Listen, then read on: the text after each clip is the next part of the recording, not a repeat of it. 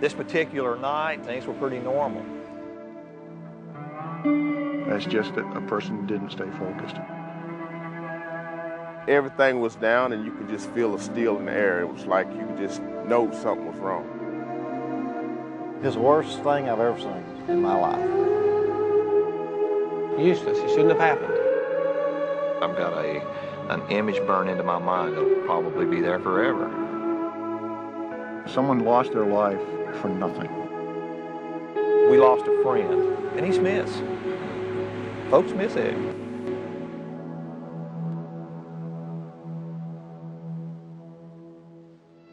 On January 18th, 2001, Eddie Adams, OSB mill shift electrician in Elkin, North Carolina, lost his life as a result of burns received from the explosion of a 2300-volt starter. Eddie left behind his wife, 2 children, and countless friends. Eddie's friends and co-workers produced the following program in order to share their thoughts and to prevent a tragedy like this from ever happening again. As we go through this door, we're entering the MCC room number 1, which is the location of the starter can. Well, anytime you go in the MCC room, you're supposed to have a partner. And anytime you've got a job and you can't do it safely yourself, you have to ask for somebody to take, hey, come help me a little bit. And that's one of the first mistakes Eddie made. He came in here, which is the same room, by himself. Nobody even knew where he was at. I'm not saying that nobody never goes in there by themselves, I'm sure they think, well, maybe I can fix this right here real quick. I'll go check it out.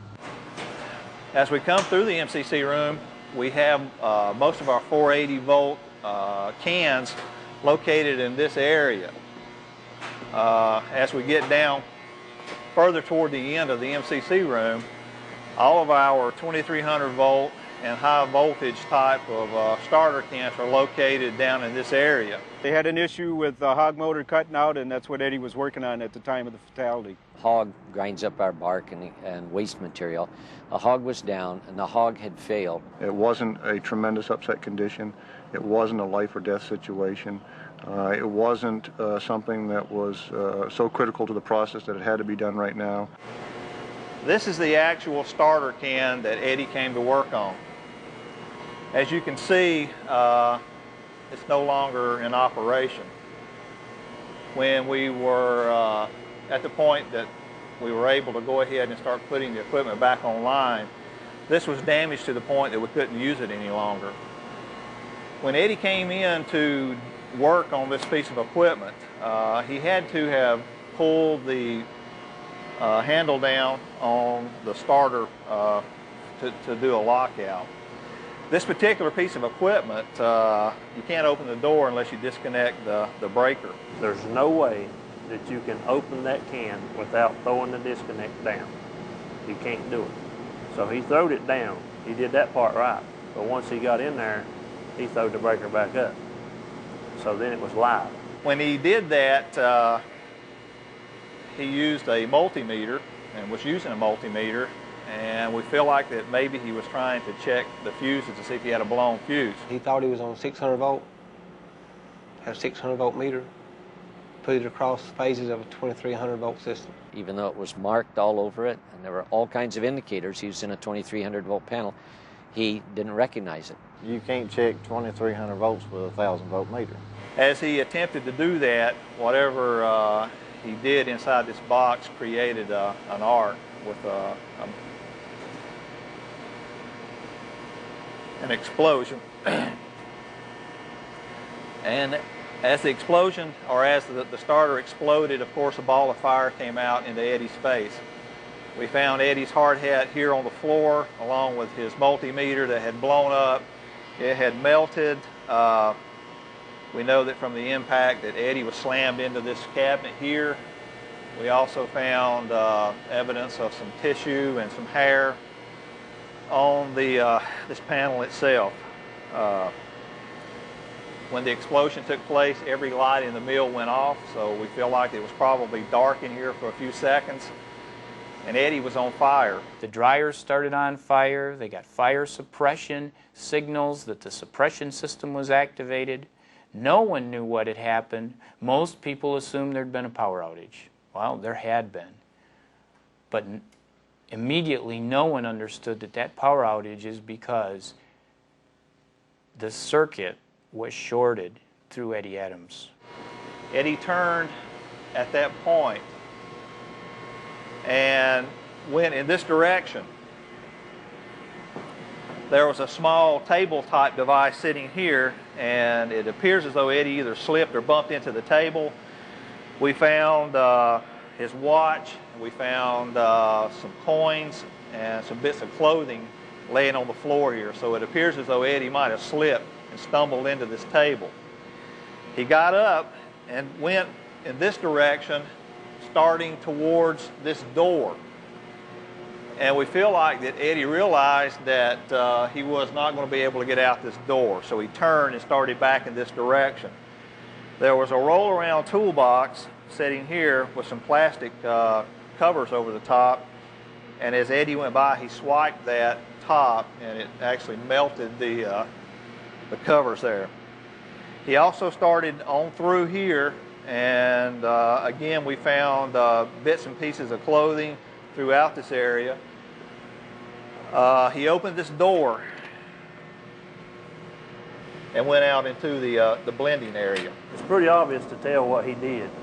He took his meter, probably laid it on the floor down. He had to squat down more likely, and you can see from the heat right here where the fireball started.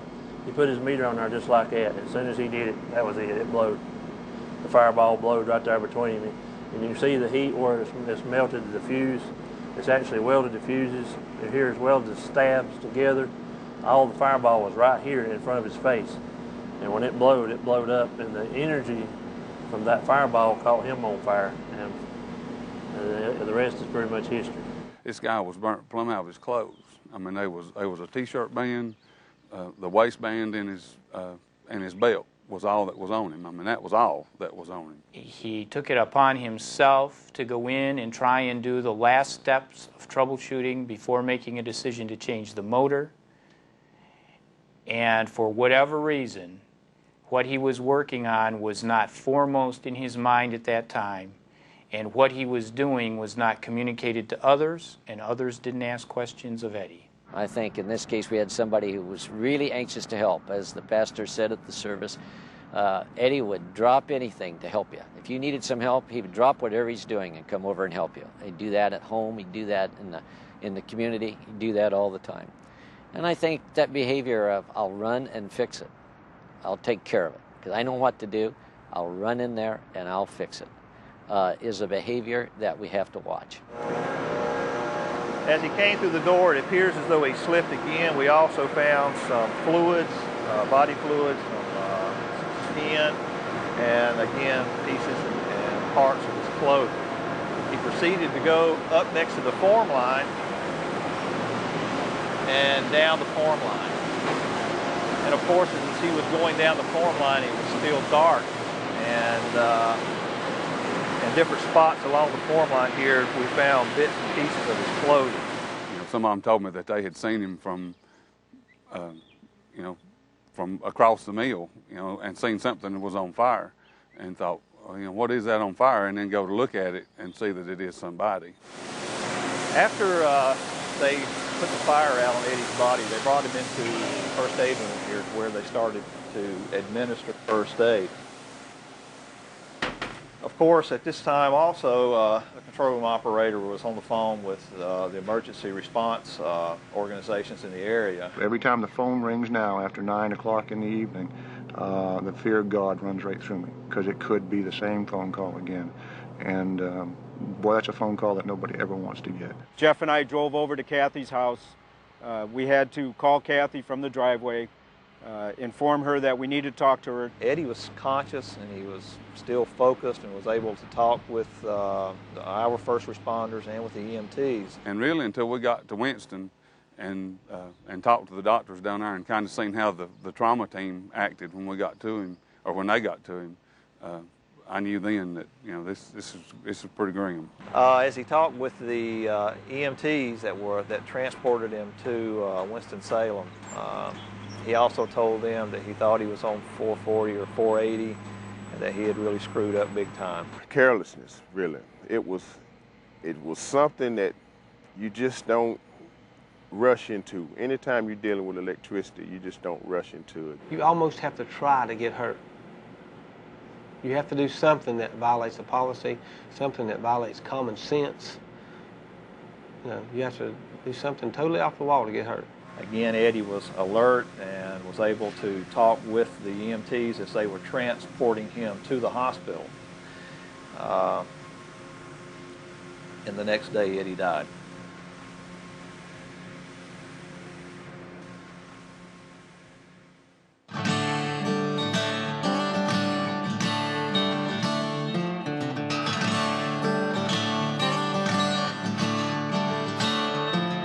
Elkins said, no, don't come. We don't want anything to do with the film. Leave us alone, let us be. Don't invade us.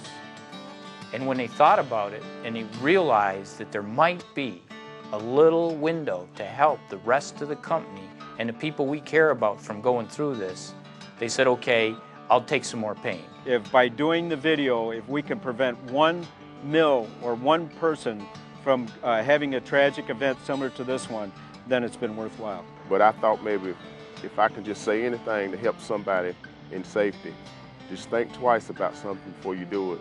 Am I ready to be focused? Am I ready to go in and do my job and do it safely so I can go home at the end of the day and get in as good a shape as I was when I got there? Someone lost their life for nothing. That they lost their life for nothing. And I don't want that to happen again. Not to anybody.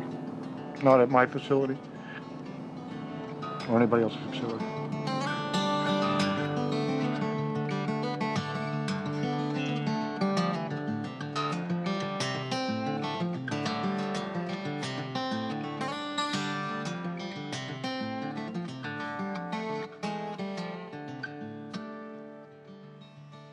Anytime you want to test your electrical circuits to make sure that they're not energized after you've locked it out and you're going to be working on it, you always want to use 2 meters.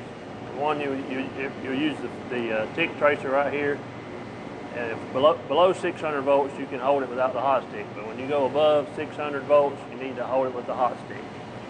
And also use a 2nd meter anytime on 480 or below that. Once you get above 600, then you're going to want to use this hot stick always. You're going to want to wear your proper rated gloves and your face shield. And keep in mind too, you always want to partner with you, either one 600 above or below.